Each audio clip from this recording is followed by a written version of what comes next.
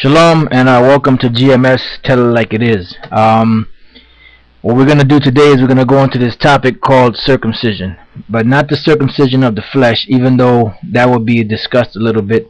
But the circumcision that we're talking about is the circumcision of the Jews, which is the Jews, the tribe of Benjamin and the tribe of Levi, the southern kingdom, which were called the circumcision.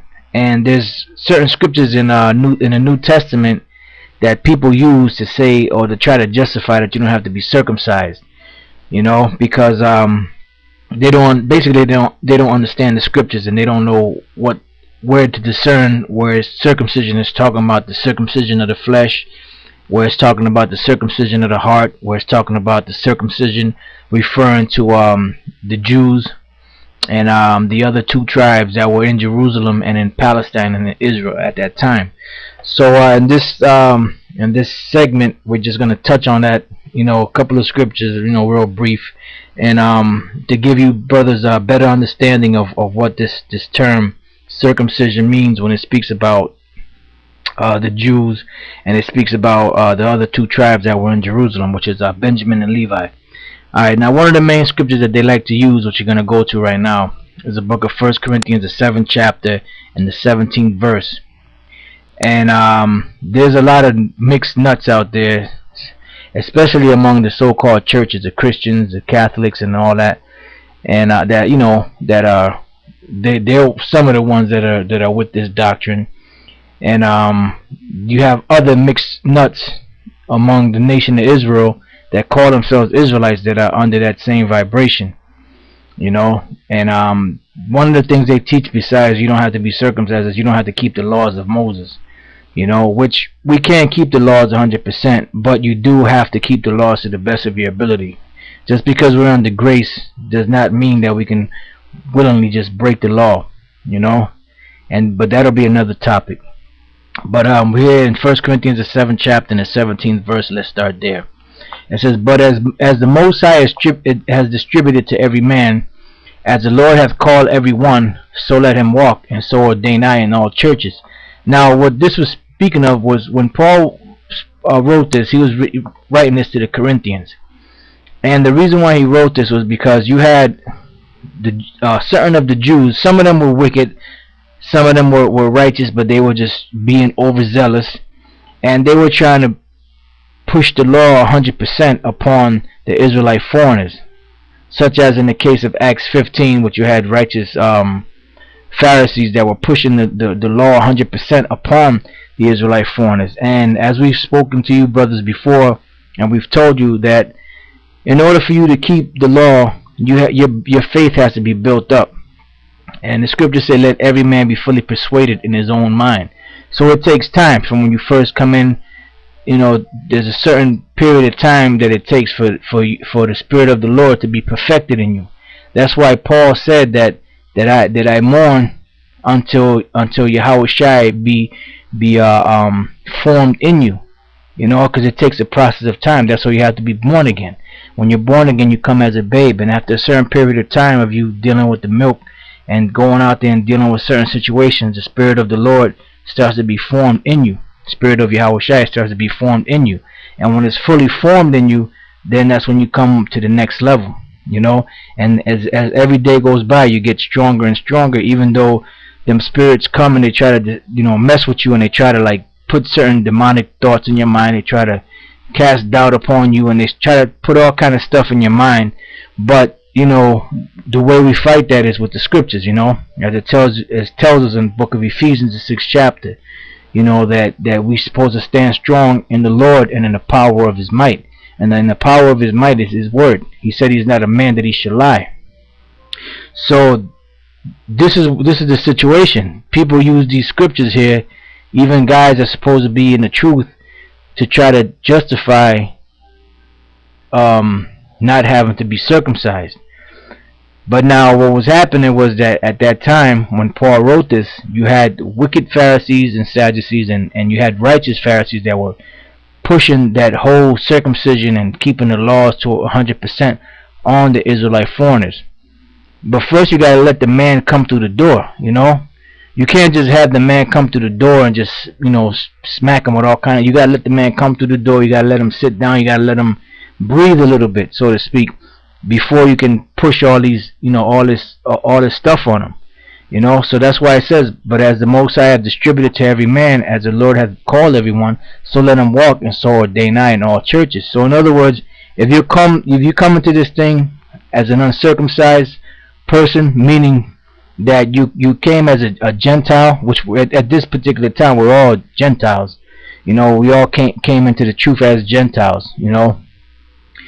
Don't try to like turn around and try to be a Jew, or try to be a part of the circumcision 100%, because you still have a lot of things that you have to work out on. You have to work on.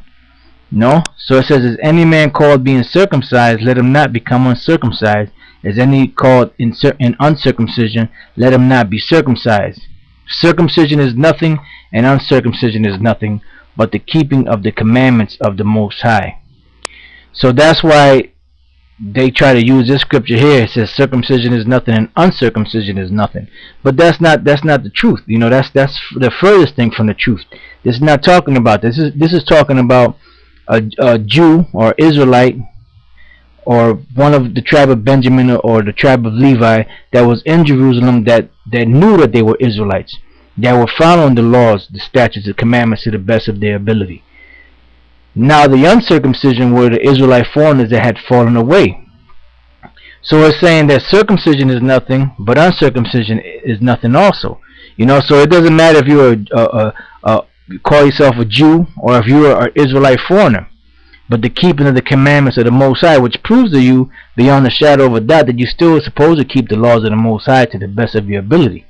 So it says, let every man abide in the same calling wherein he was called. So if you're an Israelite foreigner, then you be an Israelite foreigner.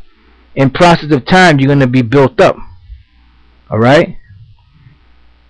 Now, let's go from there. Let's go to the book of Romans, the 2nd chapter. Matter of fact, let me open up another window here, so I can use this as a window where I go to the different scriptures and keep the main scripture in the other one. This is Romans chapter 3, verse 1 and 2. Sorry, that's chapter 2. No, I'm sorry. Yeah, you're right. Romans chapter 2, verse 25. For circumcision verily profiteth, if thou keep the law. But if thou be a breaker of the law, thy circumcision is made uncircumcision. So what is the Lord saying here in essence, through Paul? The Lord is basically saying that if you're a Jew and you break the law, you become uncircumcised. In other words, you become a heathen. That's all that means. That doesn't mean that, okay, well, since you broke the law, now that the flesh that you cut off at the beginning is going to come back on your rod. No, that's not what that's saying at all. Matter of fact, let's go from there to the book of First Maccabees, the 1st chapter and the 11th verse. And this chapter here explains a lot. It says, in those days went there out of Israel wicked men. So you had wicked Israelites that left the customs of Israel because they wanted to follow the customs of the Greeks. Just like you had wicked Israelites when we came out of the land of Egypt that wanted to go back into Egypt. They wanted to go follow those customs that they were following, worshiping the calves and all that, worshiping the Queen of Heaven, so that they can receive the benefits that they were receiving while they were still in the land of Egypt. So it says, in those days went there out of Israel wicked men, who persuaded many, saying, let us go and make a covenant with the heathen that are round about us. See, and you know what? The Jews, Judah, and the rest of the other tribes that were in Israel at the time, they knew about this history. They knew about the Maccabees. They knew about Judas Maccabees. They knew about his father. They knew about his brothers.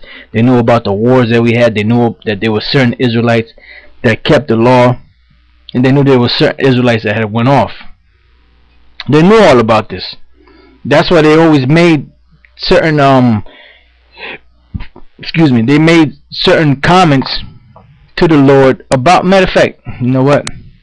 Let me just get this real quick. This is the book of John, chapter 7, verse 32. The reason why they made this statement here to the Lord, it was because they already knew what was going on. They knew about the history. You don't think, okay, they were learned in the law, but they didn't know about that history. They didn't know about the history of the Maccabees. They didn't know about anything that was going on back then. Some Israelites were going off. Some Israelites were on point. Some Israelites kept the law. Some Israelites didn't. They didn't know about that, right? They were learned men, all right? They knew about historical events. They knew the law. They knew certain things.